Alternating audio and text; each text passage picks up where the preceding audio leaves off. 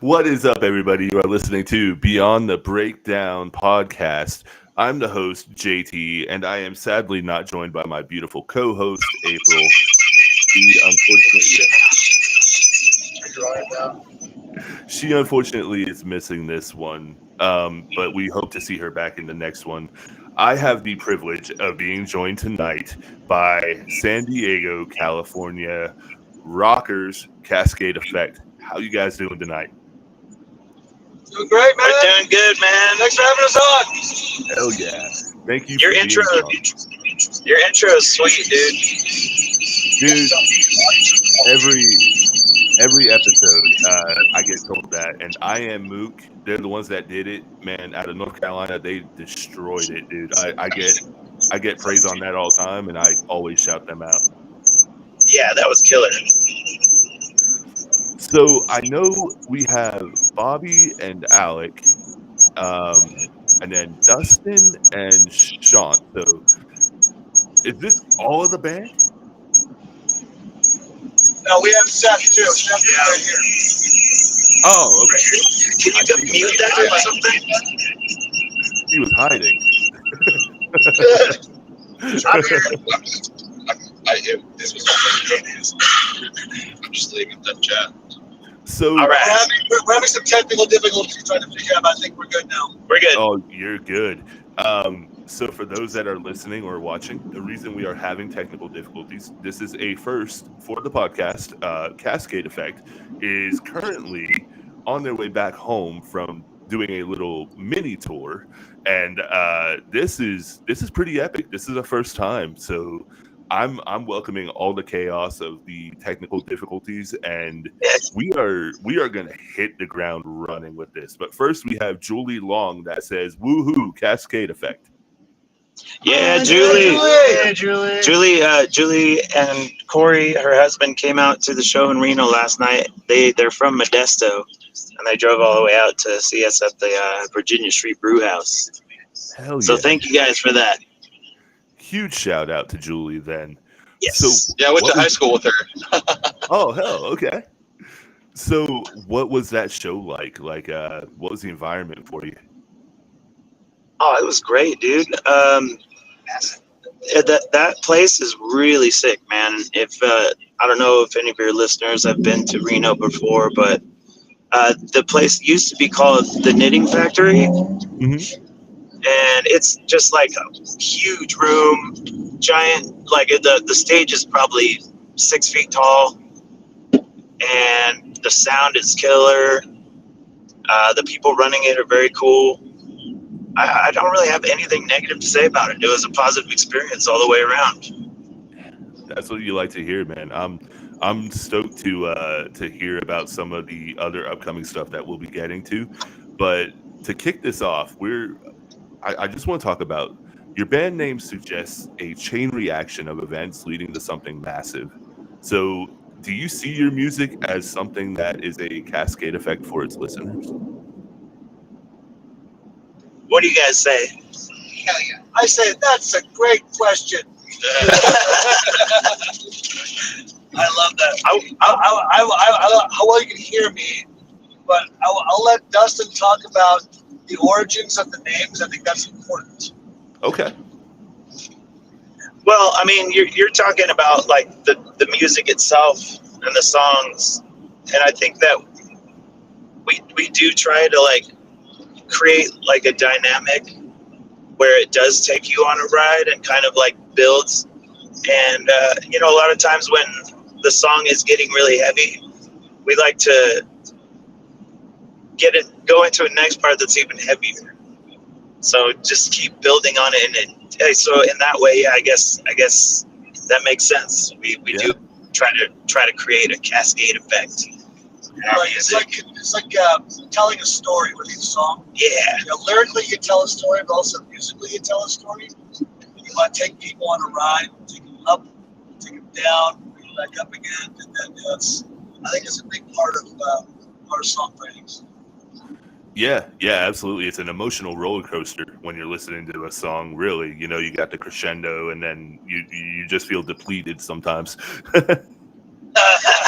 know what that feels like. So, I mean, in listening to your songs, you know, you have your songs like Dirge, Fear Romancer, and Suffering in Silence. Out of them, I have to say, I think Fear Romancer is my favorite from you guys. Oh yeah, Thank you. sweet. I love all of it, but it's just like Fear Romancer really caught me, and I just love the chorus. And same with Suffering in Silence, man. Like you all did a great job with that. And in listening to it, I could tell it had some, you know, emotional depth. And what was the experience behind writing those songs? Like, what were the themes that brought it to life?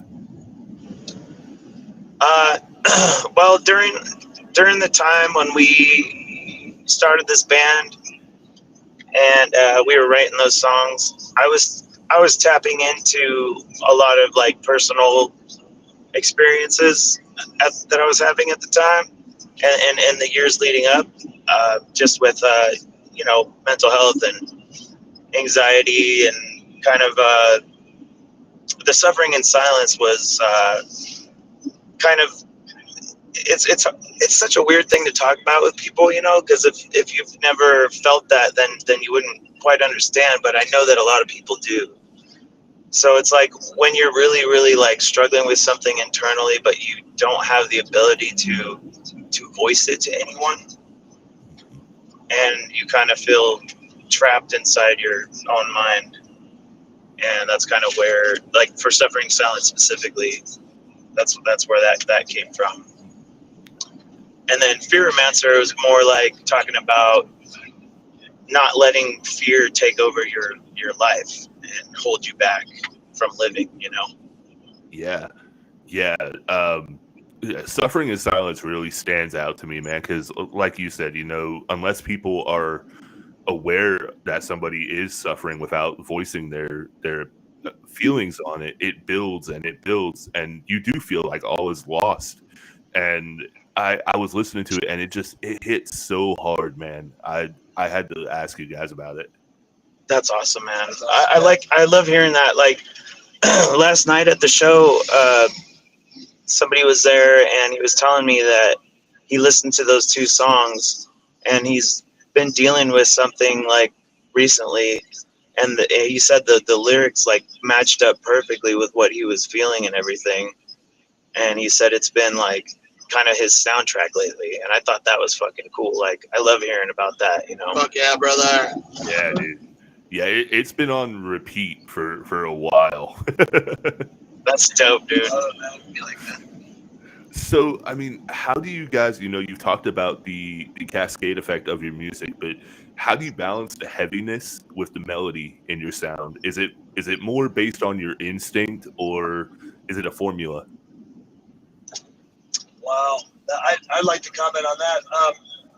So we all three of the band members currently right now are writing songs for the band. And I'll tell you, as the last member who came into the band about 2 years ago now, they had a bulk of these songs written, and just the riffs and the melodies. Like Sean creates these amazing, you know, combinations of all those things you mentioned. Dustin does the same thing, and ultimately, once we collab on them and they kind of morph into what you're listening to now, it's just been incredible. It's really just somebody has an idea, and we're able to track those ideas. We share the ideas. Everybody puts some input into it, and typically not too long of a time we have a brand new song. It's been super exciting. It's a lot of fun to do. Hell yeah. Yeah, it definitely seems like you guys put your all into the song making aspect of it. You know, it's not easily thrown together or anything. And like you said, when you think it's not getting heavier, it gets heavier. Yeah, that's the fun part, man. When you don't expect it. Yeah, like when I write stuff, I usually try to make it like, how would I feel listening to this in a live environment? How's it gonna come off? You know? Yeah. And I want to, and like Alex said earlier, like I want to take you on a ride, you know, like and make you feel emotions that you don't normally feel listening to music. What what is it like? Because I'm a vocalist as well, not nearly as talented, I will say. But what is it like when you're trying to design the vocals for these tracks? Um, Dude, to be honest, like I don't really have like a grand plan for that. I just do what I feel like, you know, Yeah. like whatever, you know. I will say, like I hear often people ask, did you make the song from the lyrics, or did you write the lyrics after you wrote the song? And for me, I write it after because I want to feel whatever the song makes me feel, and if it makes me really pissed or it's talking about anxiety or depression or whatever, I just use whatever's going on in my life at that time and whatever the actual song makes me feel.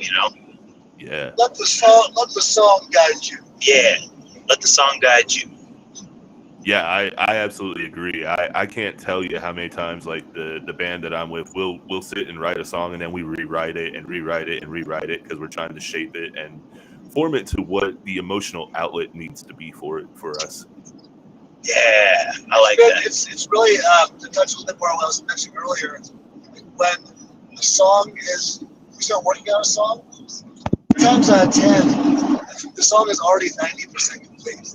And that's how basically talented like Dustin and Sean are songwriters. It's like, hey, here's a new song. You're like, holy crap, it's practically done.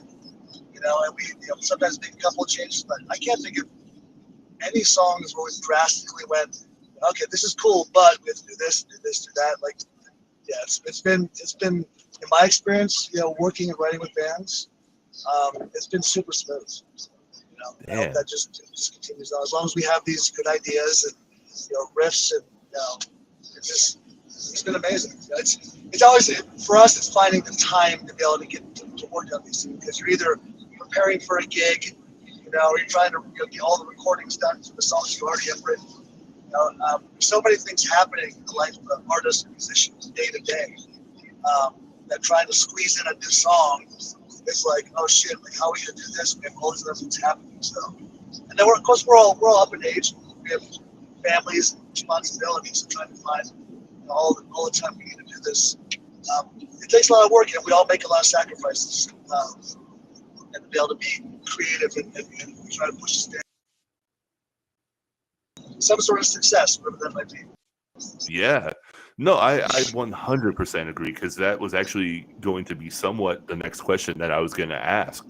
I feel like you kind of already told me here, but I was wanting your personal take on it, as in all of you. Like, music is a catharsis to some people, and 100%, sometimes dude. it's more, sometimes it's more about like, a confrontation for others, confronting things. Where do you all draw the line for yourselves? Well, I will say for me personally, it's being creative. It's having the ability to do what I do and what the band does, and just the creativeness of it. I can literally sit in my home studio, have an idea, and just work on it and hash it out for like 8 hours straight. That for me is like really good. And then being able to see it come alive, with the band, the recorded versions, and playing it live, to see people's actual reactions from it. Like that for me is what's all about. And what did you mean by like where do you draw the line? So, do you approach it more as a catharsis of healing, or more like you're ready to tear into every single thing that ever let you down in your life? More of a confrontation when you're. I see. Yeah, I see. Yeah. I apologize. No worries, dude. Like, I just wanted to make sure. Great question. It's an awesome question. I just wanted to make sure I understood it correctly. It's honestly a mixture of both, dude. Like, some songs I'm just like, I want to kill whatever I'm mad at, so I go after that. And then other times it's a release, and the catharsis is something that I've learned in my life personally. This is something that I need to do, and most of us feel the same way.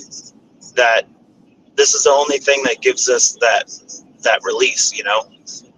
This is our outlet.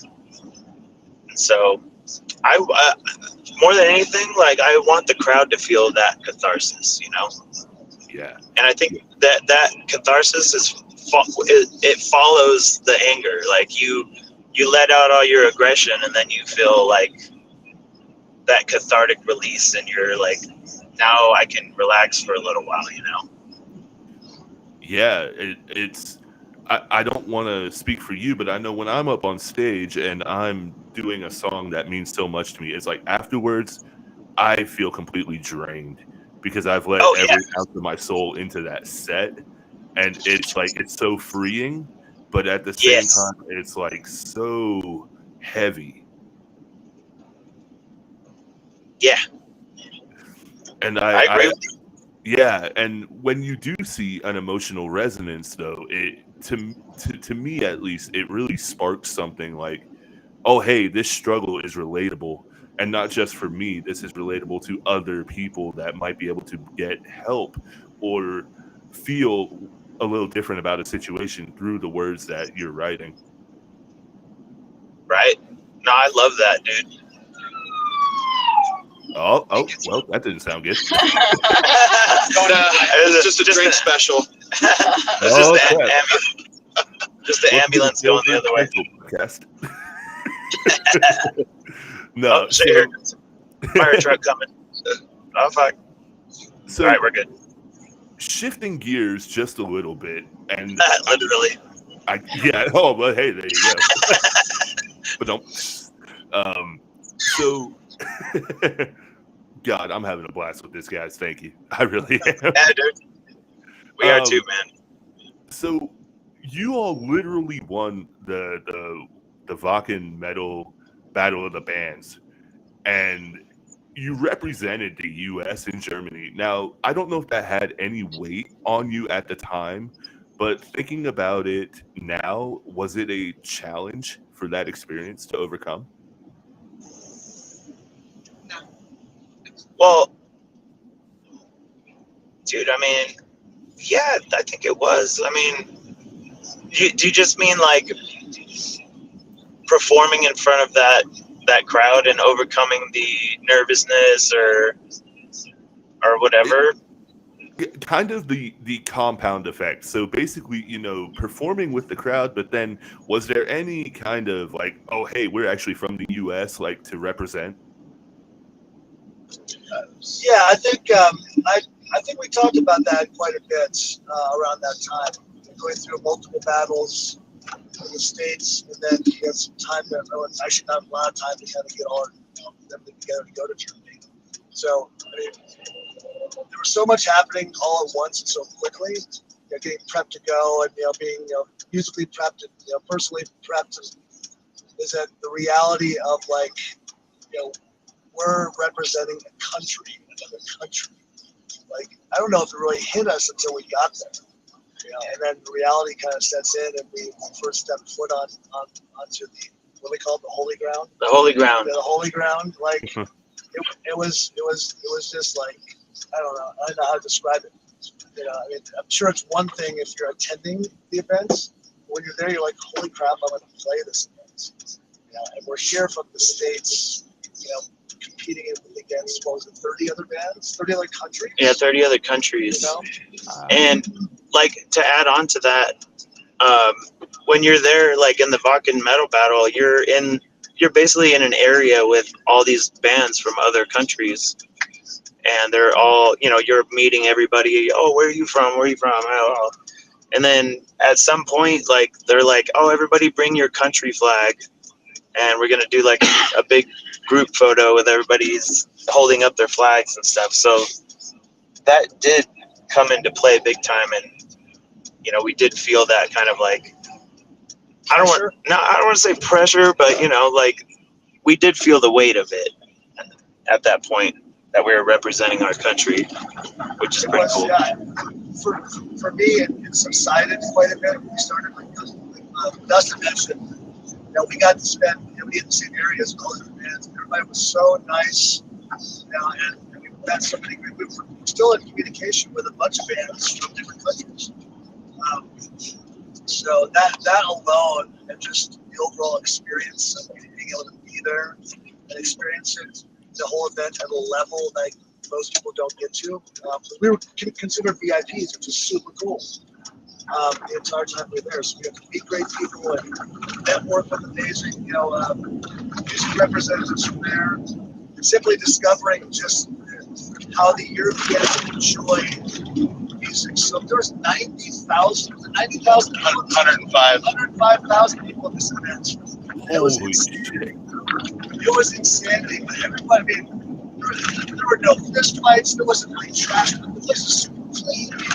It's nothing. It was nothing like the experience here in the States.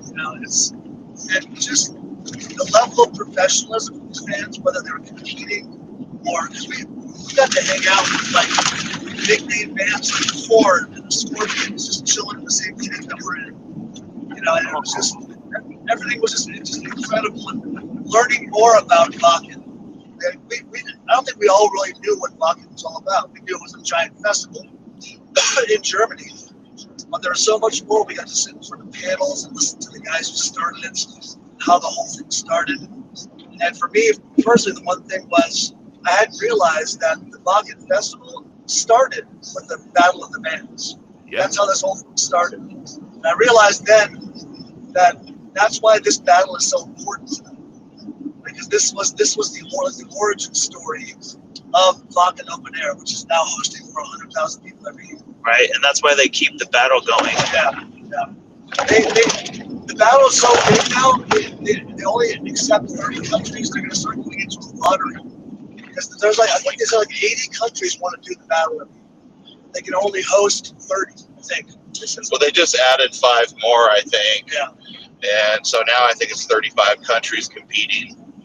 Yeah, but there's a lot more. Yeah, that's right. There's a lot more that still want to compete, so they might go into a lottery, is what I've heard. Yeah. Everything about it was amazing. I don't think. I feel like a lot of bands. We talked to a lot of bands who are competing this year. They've reached out to us. We're discussing with them. Because even for me, I didn't really understand what it was all about, and I learned so much there, or at least we did. That it'd be nice to be able to hey, this is what it's all about. Yeah. It's about community. It's about working together, supporting each other, which it should always be. But there's those few out there that are just can't quite grasp that idea. Anyway, I'm babbling. I'm sorry. No, you are fine. You are fine. I was gonna ask you guys too about the culture shock that it was going to a country like Germany, because whereas music is appreciated in the States, I feel it is revered in Germany. Yep, 100%. Yeah. 100%. Yeah, we can agree with that. That kind of reminds me of something that I experienced there, where before we flew over there, our Spotify stream started shooting up with all people from Germany listening to our stuff, and it was almost like they were looking up bands that they wanted to go see, and they were listening to the songs. And I think the reason is because if they like a band, they wanna sing along, and they wanna know the parts and everything. And when we got up there and did our set, I could see people in the front like mouthing the words, and that really blew me away. Oh my God, dude. I couldn't imagine the euphoria that gave you to see the people in a crowd of 105,000 singing your song. Yeah, dude. It was like that moment where you're like, I fucking did it, Like, even whatever happens after that, like, we did it, In that moment, we were like, we fucking did it, man, To me, I think that might be one of the best stories I've had on this podcast, because that is such a huge festival, and it's one that I have wanted to go to for years and years, and I hope to one day get to go. But to not only have you all go over there, but as an American band actually win it, meaning like you won that crowd over, like that takes some serious chops. It was. Dustin mentioned this a little bit. Their just love of the music.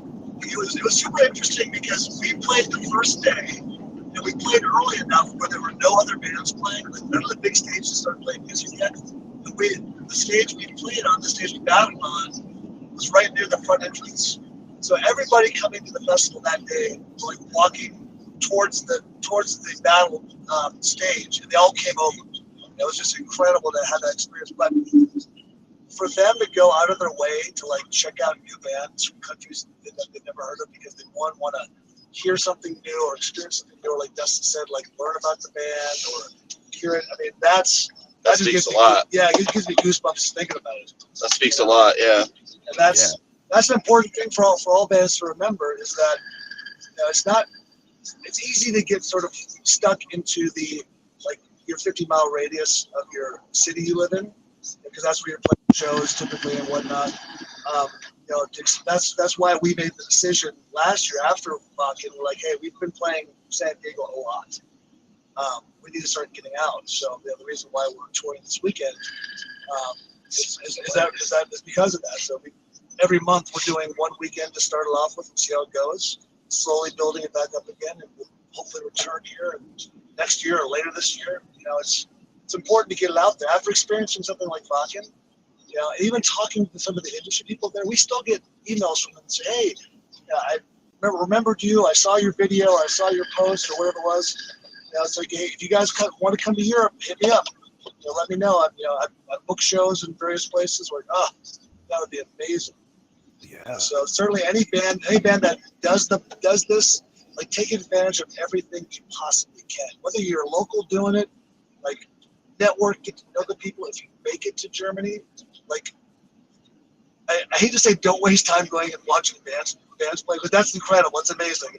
But you have a lot of time, like network, network. That is the key thing there. This is the only time you may ever be there. Like you gotta meet people, get to know people, get numbers, get things, hand out cards. Yeah, the cards. Throw T-shirts in the audience. We really talked in great detail about trying to take full advantage. It's hard to do that. We're like, oh shit, I want to go see this band, over there. Like, so you got to kind of weigh your options, or make sure that you use your time wisely. Yeah, no, absolutely. So, I mean, you guys have played Vakin, so now you all need to play Gothenburg. Oh, dude, let's go. That would be so sick. I'm a huge In Flames fan. Dude, me too. Yeah. Me too, man. I want to see Cascade Effect live in Gothenburg on DVD one day. That would be so sick. We are slowly ramping things up, right? So looking for always the right opportunities. Whether we're booking shows to go out of town to put ourselves in front of new people, meeting the new bands, getting opportunities. Like we played last December. We played with Escape the Fates. Yep. Yeah, we got to open for Escape the Fates, which was super fun. All new people. That's really what it is. Like we kept playing San Diego, which is great. Don't get me wrong. But every show we do, it's like playing a show for your friends. Yeah. It's hard to expose yourself to new people. And then we have. I'll let you continue on before I make any more announcements. I don't want to. Oh yeah. We'll get to those later on. But I wanted to ask you as well, now that we're talking about it, going from playing Vakin to going to play maybe a little bit more personal sized event, is there a shift in your mindset, or is it still just the same? Your glass slippers fall off, that's for sure. Well, you don't have quite as much room, but yeah, I mean, it's definitely like you feel the difference, but that's just the reality of things. And bands at our level, like, you're gonna have some shows that go off really good and then some that don't, and you just have to be okay getting through those and taking it for what it's worth. And it's always worth it, you know what I mean? Yeah. Like, even if it's a small crowd, you got to put on a show for them because you're representing yourself. And bring your A game. Yeah. Always play like it's your last show too. I don't know what most bands do after they win the country and play rockin'. I mean, I don't want to be like, okay, we did it, we're done. Like we played a big festival, but we want to keep the momentum going. And knowing that we're not going to immediately get on a bunch of new festivals, the momentum needs to be consistent, whether it's generating new fans through social media or through streaming services. Yeah, we're just getting out there like we're doing now and touring, and getting in front of new people in different cities, just in the States. It's still a building process. It was great we got to do that, and we'll never forget it ever in our lives. But right now the goal is to get back there. Right. So we have to kind of go back through the motions, and we have to go and do the return. All the not great gigs, but every gig is going to be. I feel like our performance and our preparation is fucking no matter where we play. That's the idea. I don't care. It's 5 people or 5,000 people. We want to give them a show. We want people to walk away going, "Holy crap! I love you guys. I want to buy your merch. I want to go stream your music. I want to go follow you." That's the ultimate goal. It's one fan at a time, basically. Yep. Yeah, dude, absolutely. If you're able to do that same kind of performance to, like you said, 5 people and give that same energy, they're going to give their all right back to you if they're digging you. Oh yeah, absolutely. So we've had some of our best merch sales in venues small with shows. Very few people. Yeah. This weekend was one of them. Friday night. It was a great place, great show. A decent turnout, but I wasn't expecting to go. We made how much? Yeah. How did that happen? That's awesome, right? Because a large handful of people were like, "I love these guys so much. I want to go support them and buy their merch." That's what it's all about. Yeah. You touched on something just a few moments ago where you were talking about, all about basically staying relevant and being in the algorithm. And I feel like that is a thing that not a whole lot of bands without guidance end up realizing before it's too late. And it is such a major thing because gone are the days of tape trading or, anything like that. It is all about where you are in the social media algorithm. And right. How have you guys kind of learned to compete in it? I hate to say it, but that's what it is. Yeah, we talk about that a lot, honestly, dude. And I would say that we just really do a lot of research. We watch a lot of videos of people talking about strategies for social media and things like that, and we try to develop our own strategy. It is hard, man. It's pretty daunting. It sometimes feels like an echo chamber, Yeah. But it's hard for people, artists, musicians who've been doing this for a long time to kind of get out of their own way. They're like, "Oh, this is how we've always done it." Like you talked about, making mixtapes and tape trading. That's great, locally and whatnot. But the age we live in right now, the technology that we have, if you don't take advantage of that, you're just doing yourself a disservice. Yeah. Yep. Our music or anybody's music that gets up on Spotify or Apple or wherever, that's global. Yeah. YouTube is global. Instagram is global. You can reach people all around the world. You couldn't do that 20 years ago, 30 years ago. Now people want to talk about the good old days. Fuck, dude, I'm living in the good old days right now. We're trying to recreate this stuff. We're trying to make something happen, and we have the tools to do it that we've never had before. That's why everybody always talked about, we got to get a record deal so we can get our music out there. You don't need that anymore.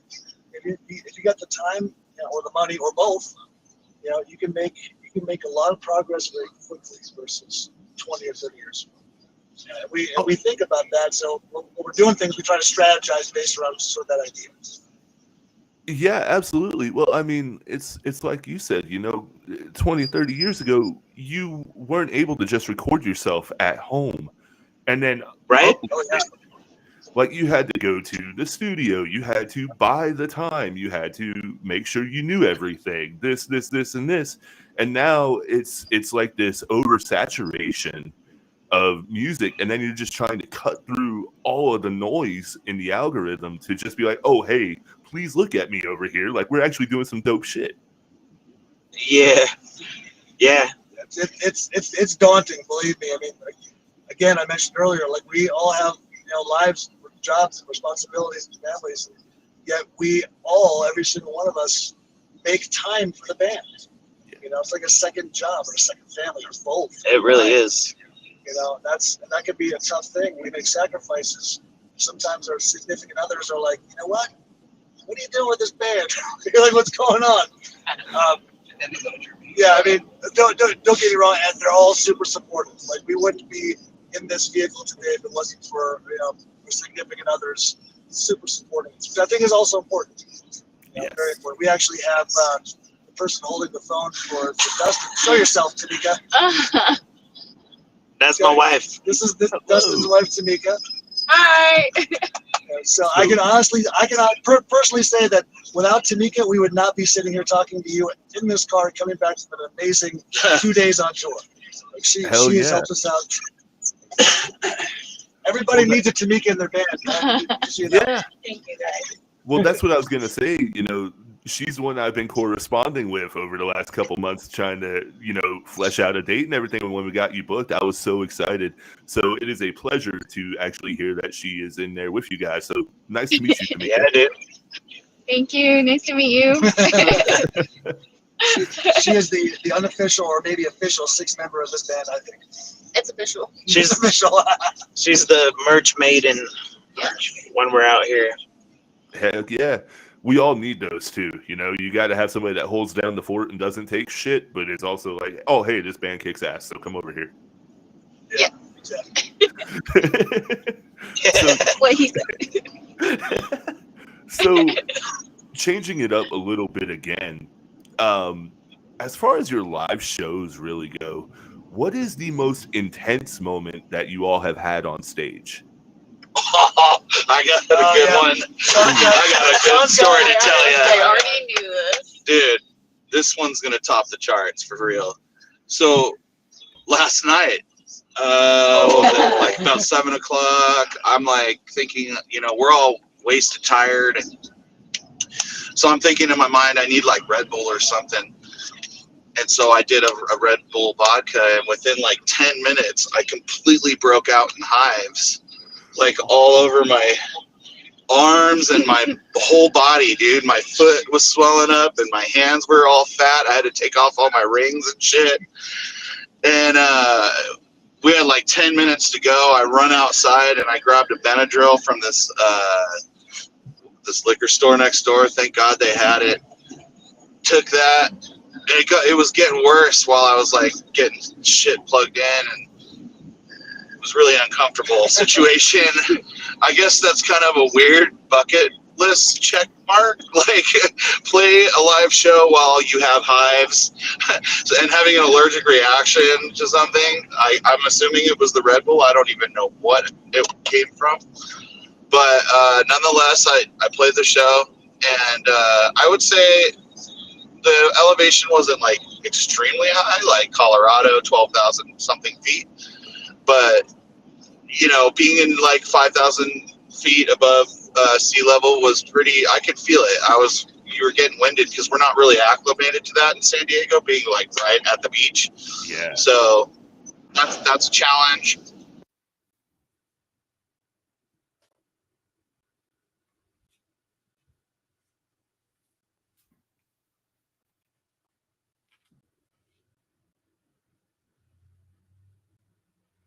Oh.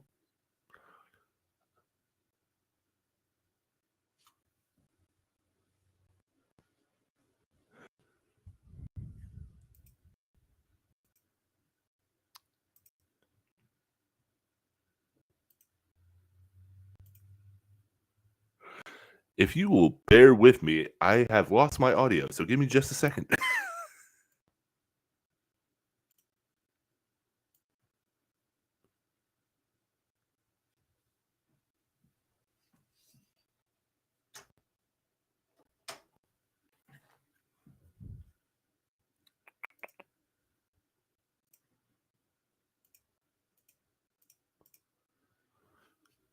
Can you all hear me? I'm not able to get audio from you guys.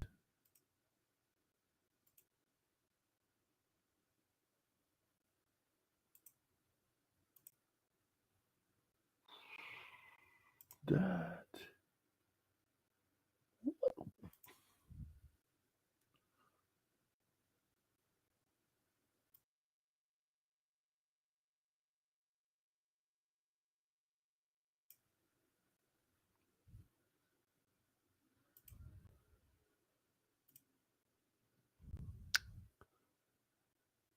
Seriously? Are you kidding me? After the freaking. Bear with me. I am so sorry, guys. I am not sure what's going on.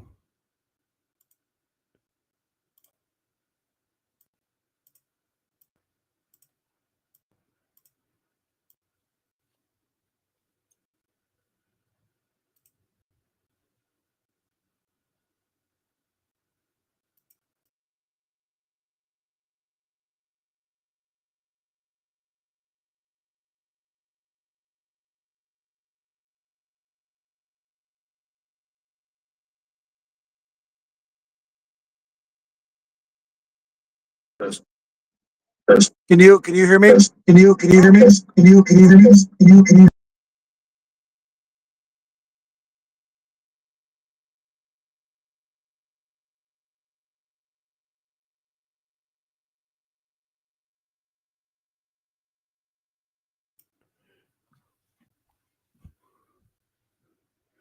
Oh my goodness. I'm so.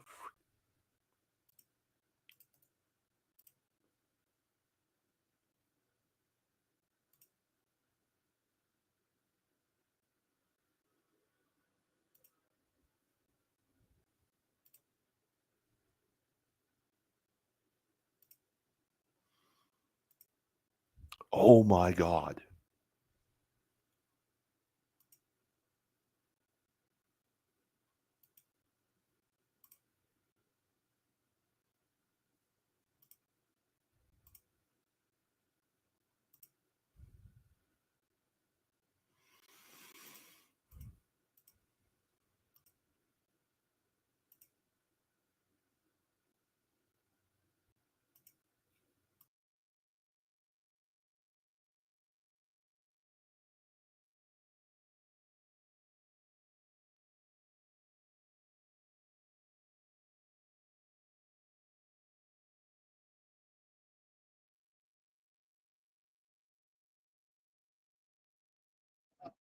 I have 3 bars. Oh. Can you hear me? Yeah, we're back in. Oh my goodness. I have. All right. I have Yeah, can you hear us now? Yeah, I have no idea what happened. I am so sorry, guys. Don't forget, it's your first time doing this from tour, so we're like in a car with bad cell service. Like, Where am I? I don't know. Oh Are my you- goodness. Yeah, dude. We just left and came back in, and then it worked. Okay. Because I was like, I checked every single setting over here. I'm thinking, what just happened? We're good, man. All right. I am so sorry that happened. That was in the middle of a freaking badass story, too. Oh yeah. So to continue, the good news is we're not going anywhere. yeah, we have got lots of stories. So I brought 2 guitars to Vakken. I think it was the second song in at like the last 10 seconds of Theorem, and my low string broke, and so I just played it off real quick. I don't know how I was able to switch in like 10 seconds, grab another guitar, get it on. And then we're in the 4th song in the final stretch of the very last part, and my string broke again, Oh my goodness. but last 10 seconds. So I was able to get through it, but I don't know why my strings were breaking like that, because they never really break like that. I'd say you. I have no idea why. Yeah, I think he was just fucking grinding the strings, dude. Because it was so intense, dude. The amount of endorphins going through your body and everything, he probably just fucking grinded it down. Probably.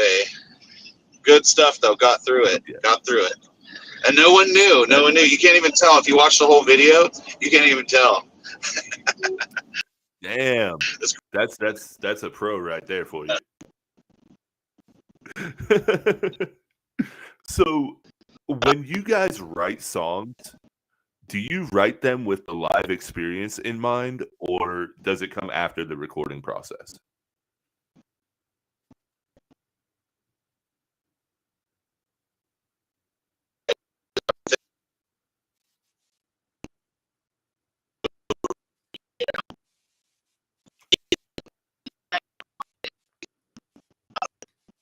Can you still hear us? Yeah, he frozen. You guys are doing the audio? Wait. Is he frozen still? Yeah, see him. Oh, wait, He's not frozen on our side. wait. Nope, he's moving now. Can you hear I me? think we're back. Are we back? Are we back? Yeah, sorry, we're having connection issues. You are fine. You Yeah, are fine. We just went through.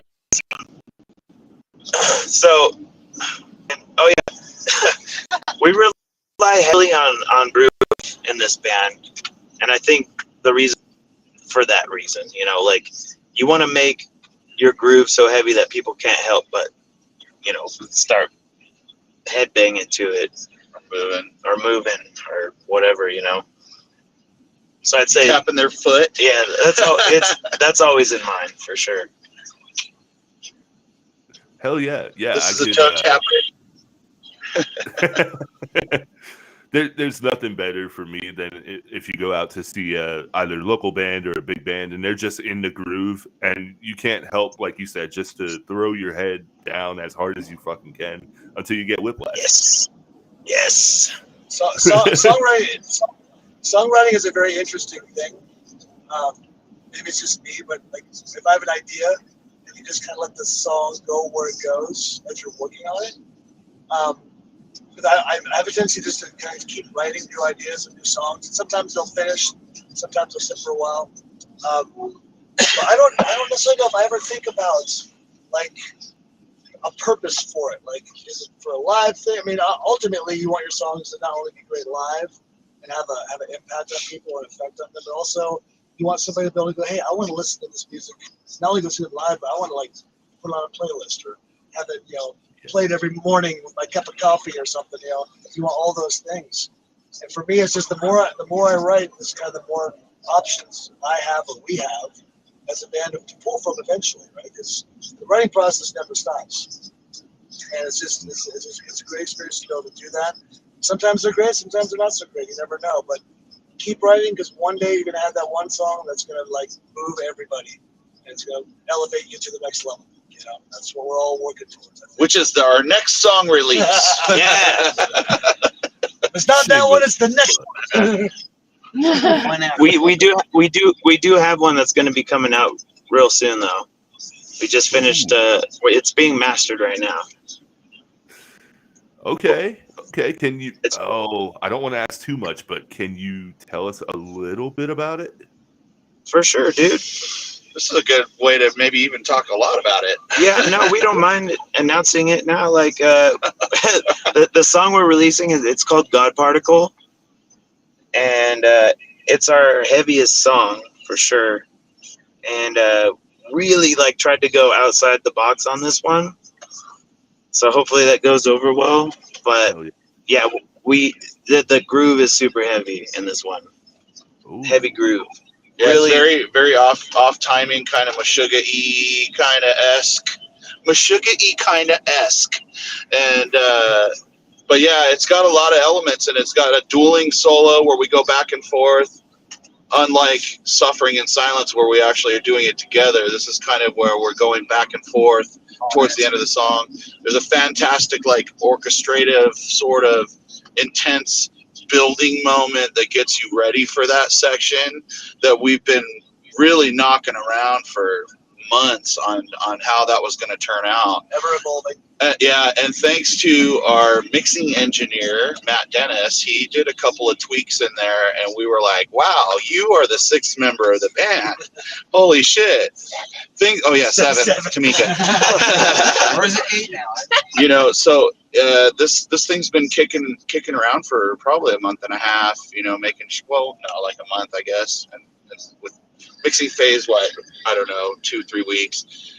And we're actually really stoked to work with Matt because we've built this relationship and trust with each other. Like we don't mind if he, like, you know, tweaks something in the recording and goes, hey, I have an idea. Like, you either like it or you don't. So not only just writing internally, like the mixing process even takes it to a whole nother level. Sometimes you could do so much in the mixing phase that the song ends up completely different. It's just crazy. Somebody like him, he may hear something different that we never heard. Right. And you're like, hey, just throw it in there, like surprise us with it. Yeah. There's a one part of the song where it's like, what the fuck was that? Yeah. Like, where did that come from? Like that. And for me, I was like, it sounds weird, but then I'm like, okay, that's really cool. You know, it just took us by surprise. And sometimes those are great because like I would have never thought to do that. Yeah, at the beginning of God Particle, there's this section where it sounds like a freaking train wreck. Just goes boom, and then it starts into the riff, and he made it sound like a little different than what we had recorded, but it sounded really cool at first. But some of us were on board, some of us wanted it a little less. But in the end, man, we all compromise, and it's a beautiful thing. We're excited for this one, though, especially this one. There was a lot going into the making of it, between Dustin's hands in the beginning, writing it, and then kind of he'll send it to me or Alec, and we'll kind of translate it, like with our style, and then we go back in and beat it up some more and go, okay, let's place this here and this here, and why not a dueling solo in this one? And then the next thing you know, the song's done, and we're like, so excited to release this one, though. We hope everybody will enjoy it. I think this is one of our songs that it took a lot of work. It's a complicated song to play, number one. Right. But we all had like kind of ideas and things. Like some things didn't exist, and we're like, hey, let's try this. Yep. And throw it in. Like the orchestration part was not there, so we threw that in there. And then we went to blows on this one for a little bit because the parts were written in ways that kind of didn't make sense to some of us. We're trying to figure it out. So, but that's part of the process. Sometimes the song is like already there and done, and sometimes it's like you gotta take it and kind of work on it a little bit. Which we did. So, I think because of that, this song is special to us. We had to put that much time and effort into it. Damn. Okay, I can't wait for this song now. Yeah, hell yeah. Can we talk it up enough? We can keep talking about it if you want. Holy crap, man. You gave me goosebumps over here. Oh, sweet. You know, the element of surprise is fun with music, isn't it? You know, when you can't wait to see what your favorite artist or an artist is going to do next, you know?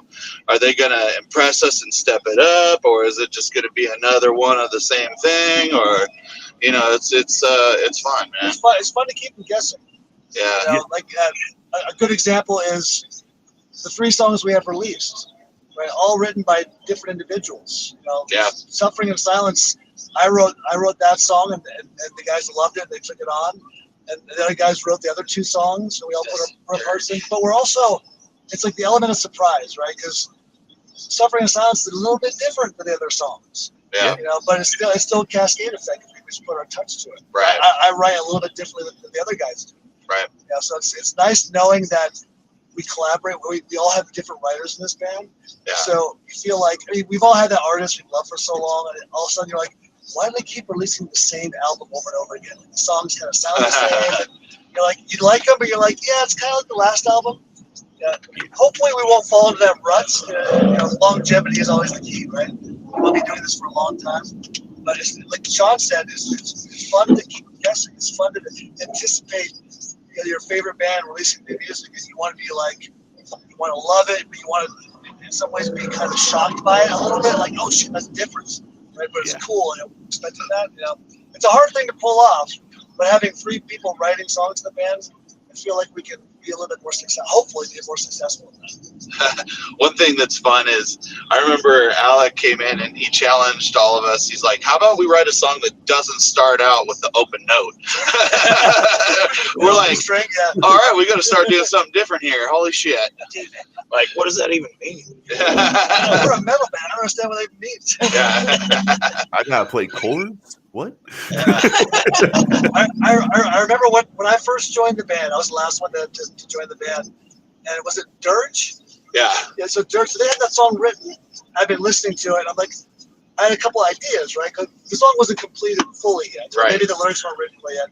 So I just like dropped it in my DAW and I like chopped it up and like started moving things around a little bit, just kind of how I heard them. I was like, these guys are gonna fucking hate me. like the song is done. Like I'm like, hey, how about this for the song? Like I just made a couple changes, and to my surprise, they're like, dude, like fuck, this is great. Yeah. You know, so that made me feel really good because I was like a little worried and afraid because I didn't know the guys that well. But I'm like, hey, you know, this is kind of how I hear it. You know, so what you hear now is like the song that they wrote with a couple of ideas for me in it. Well, you did flip that thing upside down. We were all like, "What the fuck?" But you know, our chorus didn't come in until like 2 minutes into the song, and Alec was like, "You might want to bring him in and reel him in a little sooner on that one." And then we tried it and listened to it and rehearsed it. We're like, "Yeah, dude, this is way better." I don't care what kind of music genre it is. Don't bore us. Get to the chorus. Don't bore us. Get to the chorus. Shit, I need a beer for that one. Oh wait, I can't drink in here.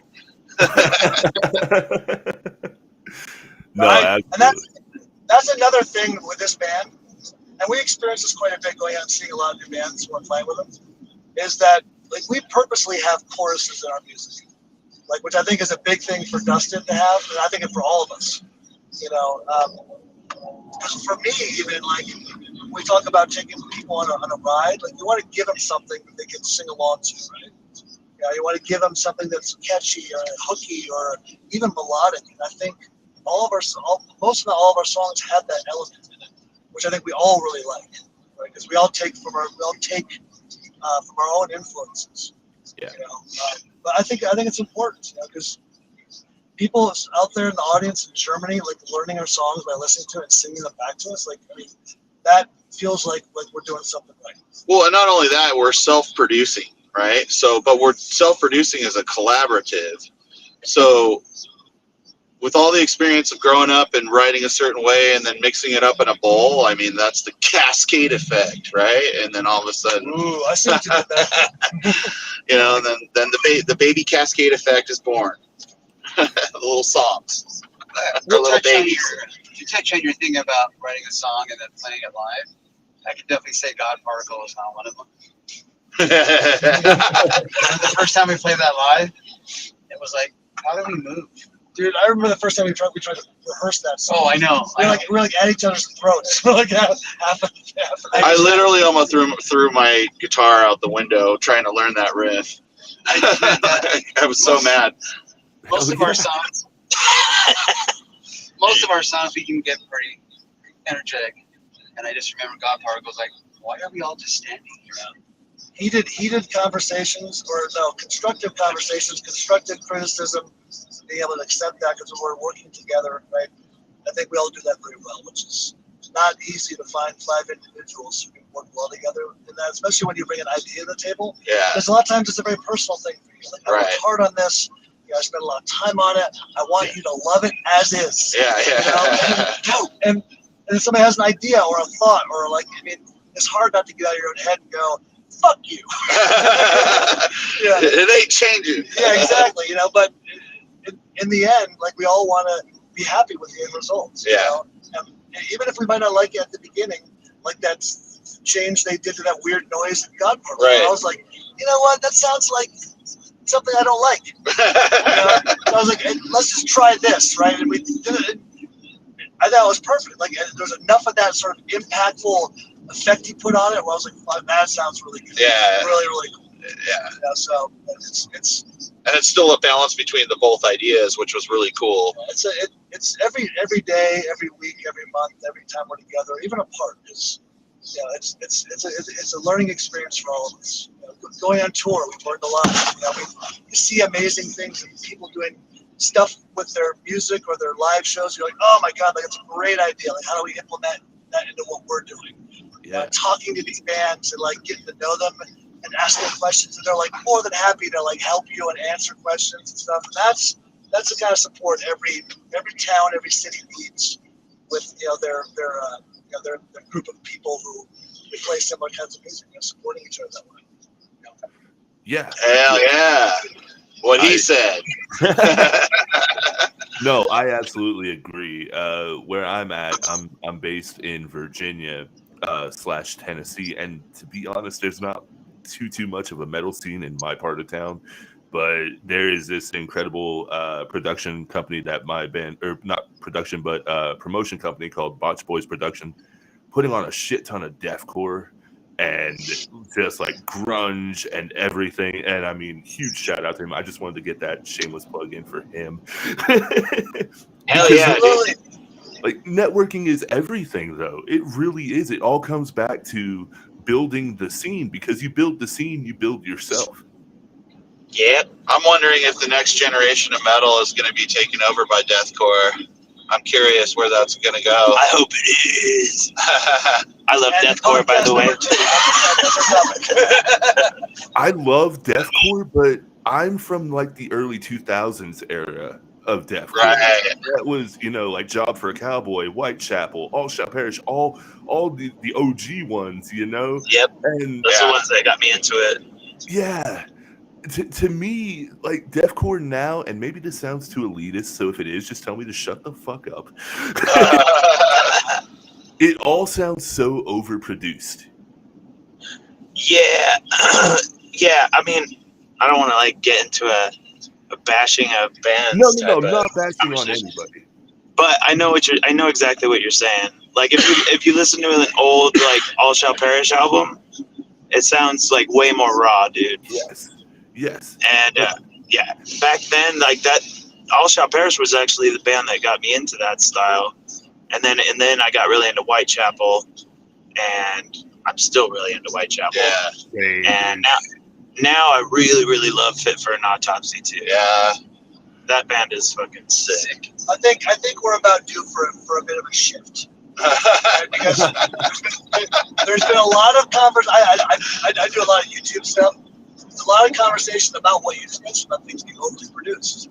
Like, there's going to be that band, Cascade Effect, that's going to shift everything right into a different direction, where you're going to have this raw, powerful, recording that's basically, I know a lot of guys talk about this, like, I want the power and the rawness of my live show to come across in my recorded version, Well, and music, once I took some lessons from this guy, and he said that music goes in a cycle. It's like a wheel. You'll see the same kind of patterns come back around again that were big 20 years before, and it will just keep turning. The wheel keep on turning on music, Yeah, absolutely. And to go back to you all, that's what I really love about the mix that you guys have. You capture in my opinion, the essence of the emotion without overly producing it to where it doesn't sound like it. It's I like the sound of that.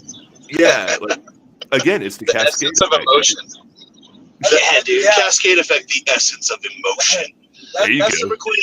Coming out next fall. That's super cool. Do you say that? I think the trick to that is when you have no money, you can't put a lot of money into it.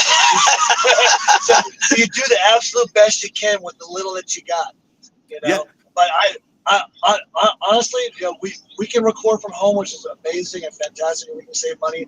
But and Sean touched on this. It's the guy we have mixing it like that just takes it to another level. We're like, oh my God, this is He gets this. Here's a bunch of garbage, Matt. Make this sound good. Not really, but that helps a lot. It really does. Kudos to Miro as well for mastering. Yeah, Miro mastering. Miro mastering. Shameless plug of him as well. Yes. There you go. Get them all in. Special thanks. So, as we approach toward the end of the podcast, I'm going to say it again before the end, but thank you so much this has been a couple months in the making, I think, and this has been just awesome. Well, thank you for having us. Thank you. Yeah, man. Yeah, We got about another hour and a half or 2 hours. We can hang out. Traffic sucks. You have us captive right now. We can't go anywhere. no, we're stuck in traffic anyway, dude. Oh God, damn. But dude, we on that note, like, we want to thank you as well. It's really cool to get to talk to new people and kind of hear a different perspective on, you checked out our stuff, and you've gathered your own kind of perception of it, and hearing that back is really helpful to us, Yeah. because we're still pretty new band, we're still getting ourselves out there. So to hear someone else's perception of it is really cool. So thank you for having us on, man. Not to mention the fact that you're doing what you're doing right now. Like, that's huge for all of us, man. Yeah. It's the support I mentioned earlier. But it's an opportunity to get bands, or this band, or any band, it's spread out there a bit. So kudos to you, man, because I know, like everything else, like, you probably have a life and responsibilities and things, but you love the music, you love what you do, you love exposing people to new bands. And there's a lot of guys doing it right now, man, and a lot of guys like you, they're just starting. Like, you're still trying to build it, like we are. So to work together and do this sort of thing, support each other. You supporting bands with your own band, this band, any band. Us supporting guys like you doing what you're doing. Even the guy that's doing the digital radio from his mom's basement. That's super important, right? Because that's like a stepping stone for a lot of bands. So thank you for doing what you're doing. We really appreciate it. No, damn, I wasn't expecting that, but thank you. This is it's a passion in a way, but it's also, it can be a little bit of a task, because you're constantly trying to get all these bands to come on, and then you're like having to elevator pitch yourself in like 150 words or less, unless they reach out to you. And then when they do reach out to you, you're like, holy shit. Yeah, we have that exact same feeling when we get asked to do certain shows, which we have one coming up, by the way. Shows. Yeah, What's while we're here, before we end, we did want to shamelessly promote some events that we have coming up. Yes. On April 11th in San Diego at House of Blues Voodoo Room, we are opening for Silosis. Oh. So we're really stoked about that one. Silosis is a really sick band, and we're excited for that one. And then what else we got? After that, we have another show just north of San Diego in a town called Temecula, where we are supporting the band Power Band 5000. Yep. So we planned that. Crash Karma. Then Rivera Fest. we have, is Rivera Fest first? No, Crash Yeah. Karma. Oh yeah, Rivera. Yeah, Then we're actually playing a festival in Oregon, right? Yeah. It's called Rivera Fest. It's been going on for a long time, how many years, but it's not a huge festival, but it's a great festival for bands like us to perform on. So that's happening in June. So June 20th. Rivera Fest. Rivera Fest up in Oregon. And then we're doing a show. Was the August show for Crash? Right. So I want to plug this band. Oh. They're called Crash Karma, spelled with a K. Yeah. Peace band. And they are they do some crazy stuff to make them sound like a full band. And they're worth checking out. They're super talented. Their songs are awesome. We know them personally. We got to hang out with them at Bakken because they played Bakken last year. So Crash Karma, we're playing with them in August up in Orange County. Yeah, Rockefellers. Rockefellers, Orange County. So all your listeners, go check out Crash Karma. Yes. Absolutely. I've actually listened to that. Well, Cascade Effect. That goes without saying. What about Full Circle in July? Cascade Effect. I think we're in on it. Yep. No, Well, dude, actually, there is another worthy show. Like the singer of Snot that's doing the vocals right now. is in a band called Stronger Than Machines, and we're going to be bringing them down to San Diego in July at Full Circle. Oh, we got them to come? Yeah, they're on the bill, so that's pretty damn cool. You know, we played a show with those guys just not too long ago in January when we went up to Santa Barbara and Costa Mesa, and when we were in Santa Barbara, I'm sitting there rapping with him, and then he kind of like eventually dropped the fact that he's like going to be playing next week with Snot, and I'm like, wait, what did you just say? I'm like, Snot? Like, Snot? And yeah, so it's a pretty cool little connection there, you know. So we're excited to like trade out shows like that. Hell yeah! I mean, You know, you got. are you familiar with Snot, dude? Yeah, dude. Yeah. Okay, I was wondering. They're on tour right now. No, there's not many people I know that are familiar with Snot, but I am one of them. Okay. But no, dude, the fact that you guys have Silosis, like I just discovered them about a year ago myself. They are fucking powerhouses, dude. So to get on a bill with that is amazing. And then you got the Legends and Power Man, like, dude. That's all very much a team effort. Yeah. Tamika, she reeled in the Silosis show by hounding Live Nation over and over again. They actually responded back to her, so that's give hats off and Tamika. She got us that show, and we're super comfortable. Dude, that's awesome. That's I awesome. want to say one more thing, because one thing that we're doing was super cool, sort of a byproduct of playing these shows we went to this weekend. So with these other bands, we're kind of show share. We want them to come out to San Diego. So now we're planning them to tour with them down the coast and get them down here, expose them to San Diego like they did for us, you know. Right, and so while we're on that topic, we're gonna shamelessly plug those bands too. So anyone who's listening, there's a couple bands from Salt Lake City, Utah. One's called Jesus Rides a Rickshaw, really, really sick band, and another really great band called Vicious Souls. And then in Reno, we teamed up with a band called Cyanate, very fucking sick band. Hellheart. And then the other one is a band called Hellheart, which is like a metalcore type of band, and they're from Modesto. Really good band also. They sing a lot too and harmonize. It's pretty bitchin'. Kind of reminds me of Seven Dust when they do that. It's like early 2000s metalcore type. Ooh, that's up my alley. You can go on our Instagram page or TikTok or Facebook, and we've tagged those bands multiple times. That's cool. You can find them there. Yeah. Hell yeah. And everybody can find you on your Cascade Effect website as well at cascadeeffectband.com, if that's correct. Yes. Yes. Hell yes. So I got 2 more questions for you guys, all right? If you could go back to your first days as a band, what piece of advice would you give yourself? You're asking about this band, right? Do what? You're asking the first days of this band. Yeah. Like, you know, just when you first joined the band from where you are to now, like, what would be one piece of advice you would give yourself?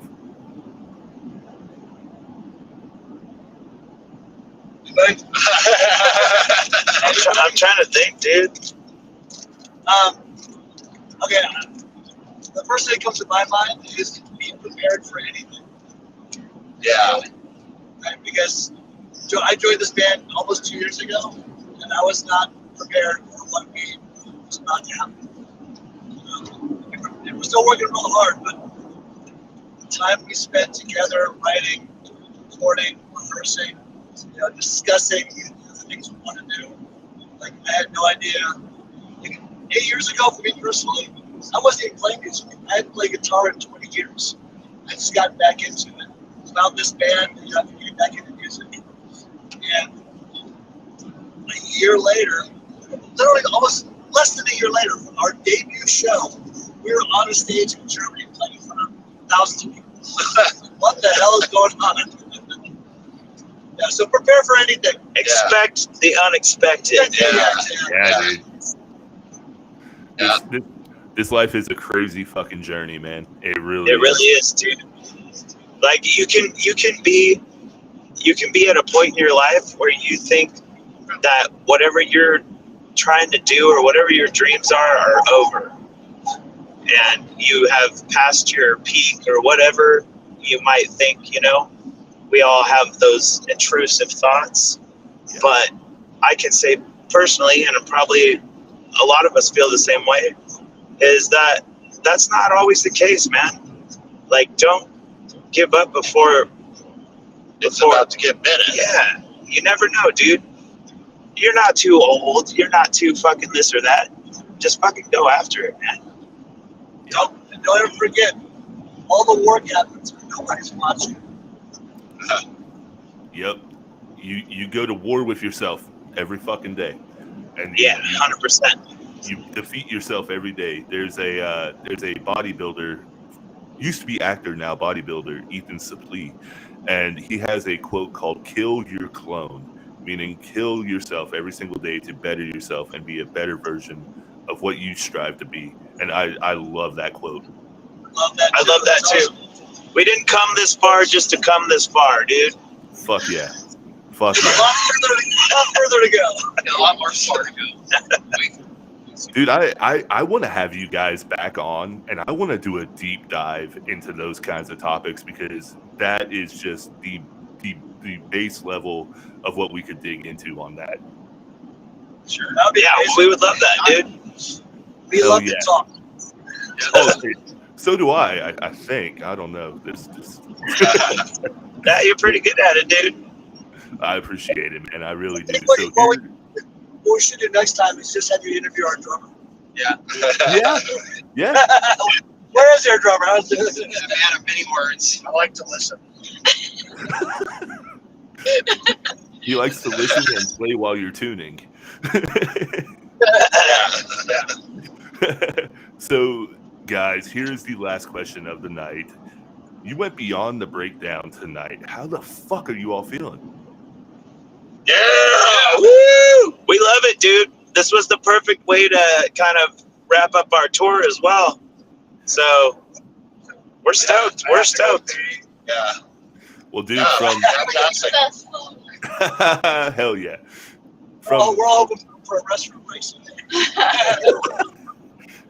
From the bottom of my heart, and April's as well. She wanted to be here so badly, but she was just not able to make it. We're hoping to get her back as soon as possible, but she loves your music as well. And Tell her to thank you. I will. And hopefully next time when we do get you on, you will be able to talk to her as well, and I might be able to take a little bit of a back seat for a while. But guys, make sure you send us your mailing address. Send us some nice stuff. Yes. do what now? Send us your mailing address and we'll get you some merch. Oh, for real? We'll send you some swag, Of course, bro. man, of course, man. Yes, on your show. We would love to do that. Oh, dude. You've done us a favor by having us on. We appreciate it. Thank you so much, guys. Thank you, truly. And in the future, please tag me in anything that you feel would be, needing to be shared. It's a small audience, but it's pretty damn devoted. And I mean, everybody who's listening, please check out Cascade Effect. They got a shit ton of stuff coming up on the horizon, not to mention God Particle, which literally has me just over here edging. So, I mean... Yeah, dude. I'm just happy I can see both your hands above the desk. So. Yeah. Awkward. Hey. That's my Cascade Effect. There you go. My friends, thank you so very much, and please be safe getting home, and I will catch you all on the next one. All right, brother. All right, man. Thanks for having us, dude. Appreciate you. Later. Everybody, that was the incredible Cascade Effect. Be sure to follow them at cascadeeffectband.com. This is an absolutely great episode. It's been a while in the making, so it was really great to actually get the chance to do it and see how it all went and get to know them a little bit more. And I definitely want to have them back on. Little